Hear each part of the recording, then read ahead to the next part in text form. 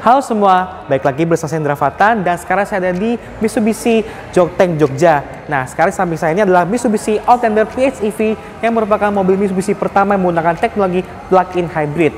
Mobil ini sebenarnya sudah hadir sejak tahun 2012 dan baru hadir di Indonesia di tahun 2019 begitu dengan penampilan festive tire seperti ini. Nah, motor seperti apa saja di mobil ini kita simak videonya.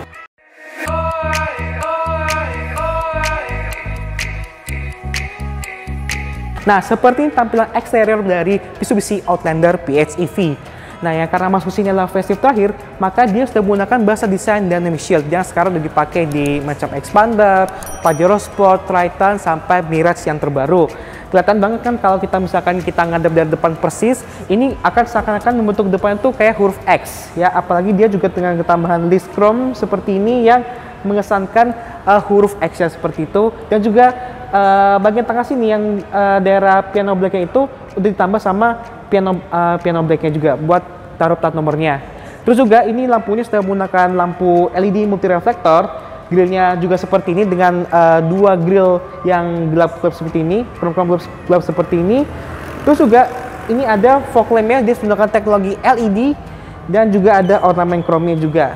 Jadi meskipun dia banyak chrome seperti ini yang juga mengingat saya pada Pajero Sport yang lama, tapi dia nggak norak, tetap kasih yang elegan.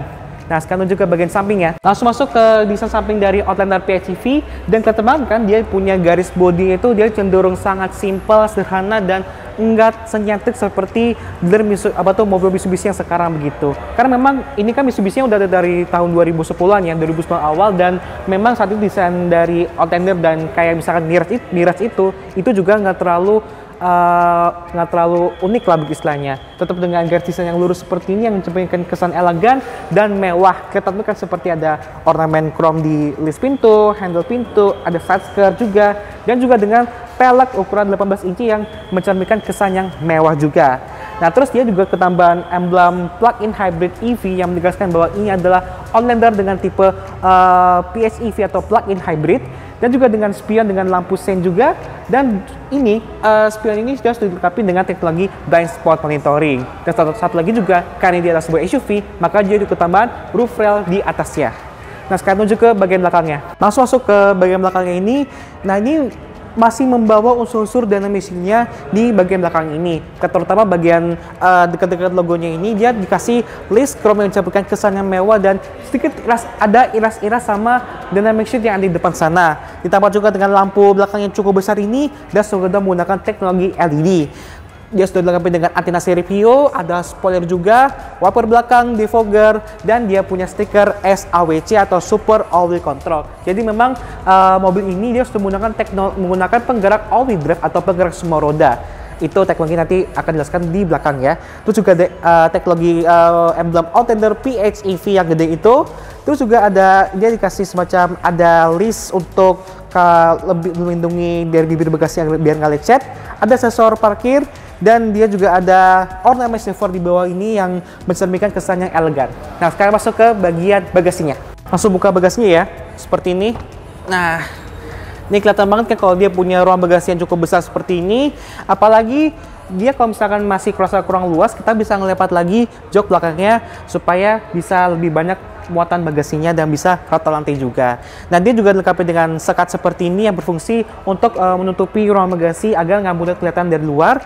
Dan kalau misalnya kita mau nyimpan barang-barang yang mungkin agak basah atau mungkin yang butuh tempat lebih rahasia lagi, kita bisa nyimpannya di bagian bawah sini nih, di bagian tuh sampai ke sana. Ini tempat buat kayak misalkan taruh sepatu atau dokumen-dokumen yang perlu seperti itu. Nah, ketahuan kan di sini juga ada tempat buat charging stationnya nih. Ini buat ngecas misalkan dari rumah ataupun dari portal charging begitu.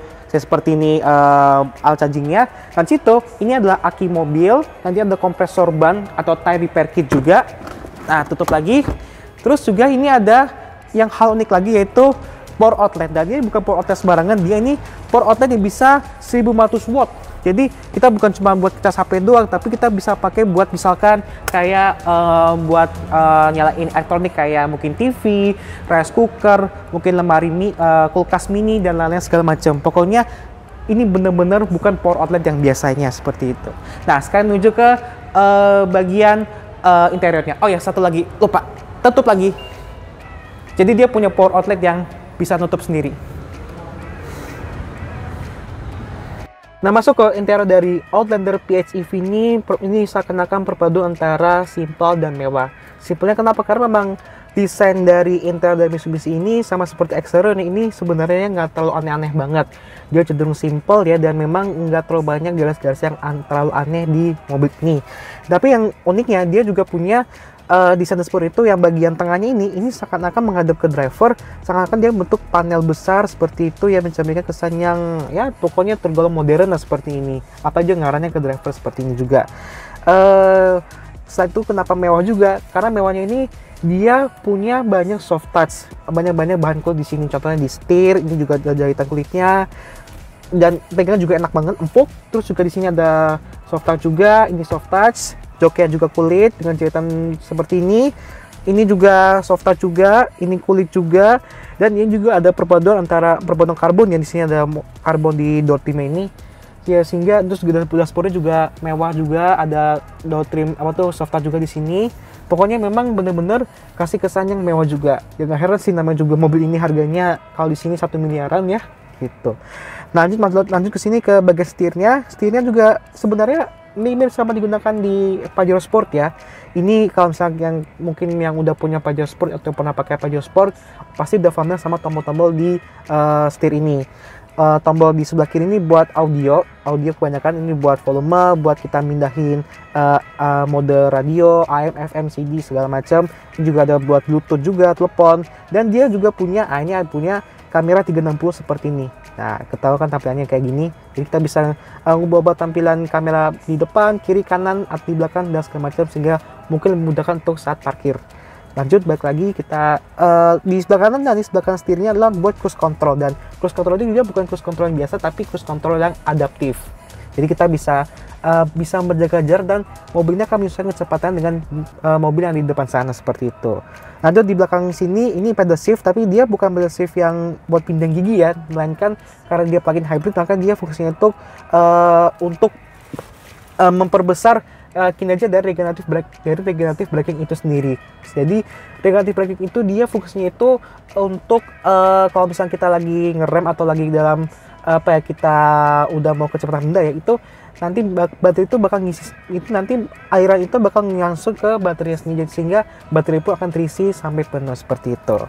Terus di panel instrumennya ini juga standar Mitsubishi ya. Jadi memang standar panel instrumen kayak gini, dia ada 2 buletan dan 1 layar MID cukup besar, dan MID dia full TFT ya. Ini full color seperti ini, memberikan kesannya modern, dan informasi cukup lengkap. Ada yang indikator transmisi, ada BBM, aki, jarak tempuh, suhu, terus juga punya alur energi, mungkin juga konsumsi BBM juga, alur dan lain-lain sebagainya.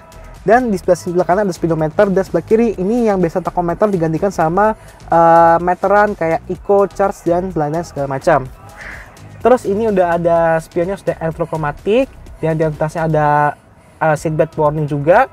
Nah, ini head unitnya sudah lengkap sekali dan sudah terintegrasi dengan dashboard dengan ukuran tuh sekitar kalau nggak salah 8 incian seperti itu. Dan dia punya tampilan tuh modern sekali, dan memang buat terintegrasi dengan dashboard. Dan dia punya fitur-fitur lengkap kayak ada misalkan itu kayak radio, USB, kemudian ada Android Auto, Apple CarPlay juga seperti itu. Lalu kayak gini tampilannya. Terus di sini juga ada, selain untuk entertainment, di sini juga ada PHEV and info. Jadi kita bisa melihat kayak misalkan alur energi seperti ini. Nah, kelihatan kayak ada 5 km dan jarak tempuh total tuh 259 km. Terus juga ada energi monitornya seperti ini, kelihatan kan? Ada trip seperti ini. Nah, fuel history seperti ini. Nah, kayak gini kan, dan charging timer. Nah, seperti inilah. Ini ciri khas dari plug-in hybrid juga. Terus juga di bawah sini ini ada AC digital sudah dual zone seperti ini, dan tombol-tombol ini juga mirip kayak kepunyaan Pajero Sport ya, facelift yang baru tahun ini launchingnya kayak gini. Terus di bawah sini dia ada kayak power asbak ya kayak ini. Terus ini ada USB juga di sini. Lalu di sini juga ada double cup holder. Ini transmisinya ini bukan transmisi biasa, tapi ini transmisi model joystick seperti ini. Dia kalau misalnya kita mau P, kita harus tekan tombol. Kalau kita mau pindahin, kita bisa pindah lewat joystick sini. Ada R, N, D, dan B. Dan di sebelah icon transmisi dia ada mode save charge. Jadi save itu kita bisa mempertahankan dari daya baterai itu sendiri. Kalau cas kita bisa kita bisa kalau lagi jalan tuh sekali ngecas baterainya. Dan mode EV berarti mode yang benar-benar full listrik. Terus dia juga punya mode twin motor 4-wheel drive seperti ini. Jadi dia punya 3 buah mode kalau nggak salah, yaitu lock, snow, dan normal. Terus bawahnya ada mode sport, ada rem pakai elektrik dan auto hold, dan dia juga punya jok pemanas untuk penumpang depan dan juga driver. Terus juga tadi ada console box yang udah dikasih warna kulit seperti ini, dan dia punya penyimpanan cukup dalam seperti ini. Dan satu lagi juga dia punya sunroof, tapi memang bukan sunroof panoramik ya, masih sunroof kecil seperti ini. Dan satu lagi yang lupa soal kemewahan dari mobil ini, selain dari banyaknya ornamen kulit di sini, bahan-bahan kulit di sini adalah ini interior benar-benar full black, bukan cuma di dashboard, melainkan di plafonnya juga warnanya hitam seperti ini, mencerminkan mewah dan sporty juga. Dan juga punya data Twitter di bagian sebelah sini pojokan. Untuk field safety-nya dia juga sangat lengkap. Dia ada 7 buah airbag, kemudian ABS, EBD, ada stability control, hill assist. Dia juga punya for collision warning, kemudian for collision braking, ada adaptive cruise control juga, sama lane photo warning, rear cross traffic alert, dan spot monitoring, dan lain-lain sebagainya. Pokoknya untuk harga yang sudah 1 miliar ini memang sudah sangat lengkap lah seperti itu. Nah, sekarang tunjuk ke bagian belakangnya. Kita sampai juga di jok belakang dari Outlander PHEV. Dan dia jok ini dia lengkap ya, ada 3 buah headrest, dan headrestnya dia agak nonjol nih. Jadi kalau mau duduk sini juga enak, dan juga walaupun dia joknya sedikit rada tegak, tapi dia tetap nyaman diduduki. Apalagi semuanya dikasih jok kulit seperti ini juga. Seatnya juga lengkap, ada exotic juga, dan pastinya dia punya legroom, dan juga headroomnya juga tergolong cukup nyaman. Selain itu juga untuk bicara soal kenyamanan di belakang, dia juga punya kisi-kisi AC di belakang sehingga memperlancar aliran AC ini ke belakang ke yang duduk di baris kedua. Dan kantongnya juga ada 2 seperti ini yang desain ketutup sama plastik.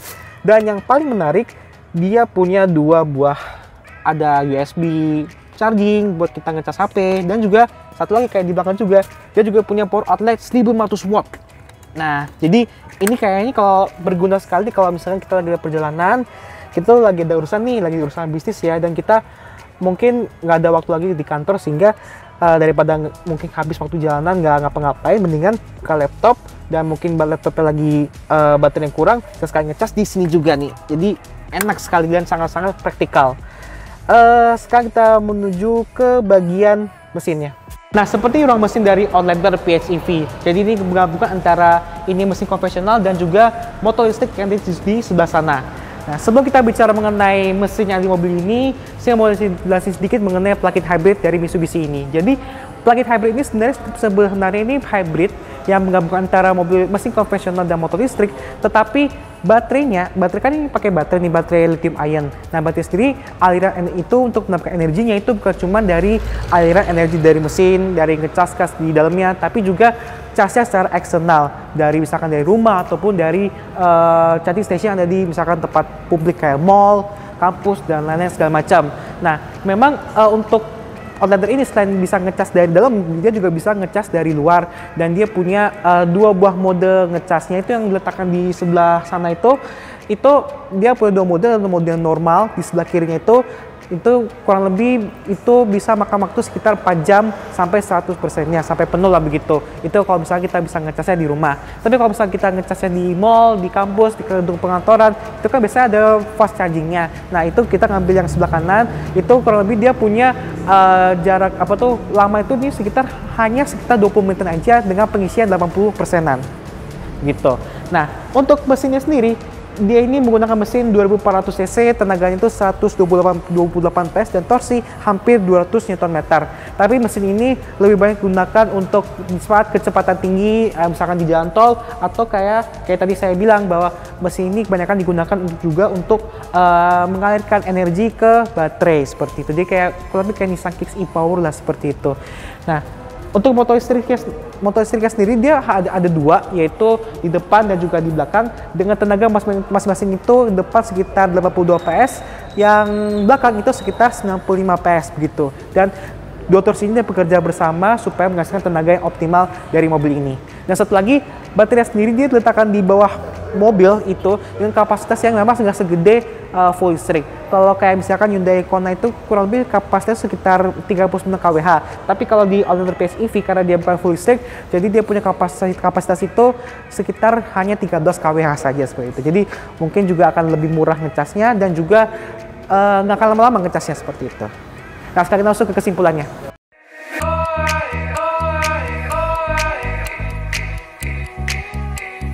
Oke, kesimpulan mengenai Outlander PHEV ini sebenarnya Outlander yang udah ada di pasarnya udah ada dari tahun 2012-an. Jadi udah hampir 10 tahun dan desainnya masih seperti ini. Dan harganya saat ini tuh udah mencapai 1 miliaran dan itu lebih disebabkan karena memang pajak di Indonesia tuh untuk teknologi seperti ini sangat tinggi. Menggabungkan antara plug-in hybrid dan juga penggeraknya itu all-wheel drive atau four-wheel drive sehingga gardan lebih banyak dan dikenakan pajak yang lebih tinggi seperti itu. Walaupun memang mungkin nanti mulai akhir tahun ini itu nantinya pajak untuk kayak mobil plug-in hybrid, EV dan juga hybrid bakal lebih murah sehingga mungkin akan bisa menekan lebih menekan harga jualnya seperti itu. Tapi kalau misalkan kalian mau beli mobilnya saat ini juga dengan harga 1 miliaran, menurut saya sih mungkin ini sangat pas bagi kalian yang pengen mencoba teknologi plug-in hybrid ini yang tergolong cukup langka ya untuk di pasar mobil Indonesia seperti itu. Belum banyak mobil Indonesia yang menggunakan teknologi plug-in hybrid. Kebanyakan biasanya paling hybrid ataupun juga EV lagi maraknya seperti itu. Nah, mungkin tapi kalau bicara soal desain, walaupun memang dia simple dan juga mewah, tapi memang karena dia umurnya udah 10 tahun, jadinya desain itu udah tergolong cukup ketinggalan lah. Dan memang mulai tahun ini juga Mitsubishi sudah mengeluarkan versi terbaru dari Outlander yang muncul di pasar Amerika Serikat, dan nantinya juga ada versi plug-in hybrid yang memang kurang lebih tampilannya itu sama seperti versi bensinnya. Dan karena di generasi terbaru maka dia punya tampilan jauh lebih sporty, jauh lebih mewah dan jauh lebih gagah, dan dia menggunakan platform terbaru sehingga mungkin juga akan memberikan rasa pengalaman berkendara yang berbeda dan lebih baik dibandingkan versi yang sekarang seperti itu. Jadi mau nunggu yang versi terbaru atau yang di sekarang ini itu tergantung keputusan kalian aja. Jadi tadi video review mengenai Mitsubishi Outlander PHEV. Nah, terima kasih juga buat Mbak Nina yang sudah memberikan kesempatan saya untuk mereview mobil Mitsubishi Outlander PHEV ini dari Mitsubishi Borobudur Otomobil Yogyakarta. Nah, terima kasih juga buat nonton video ini dan jangan lupa untuk klik like, share dan juga subscribe channel Indra Fatan, dan jangan lupa juga untuk follow Instagram saya @indra_fatan untuk mendapatkan informasi terbaru seputar dunia otomotif. Sampai bertemu lagi di video selanjutnya. Bye-bye.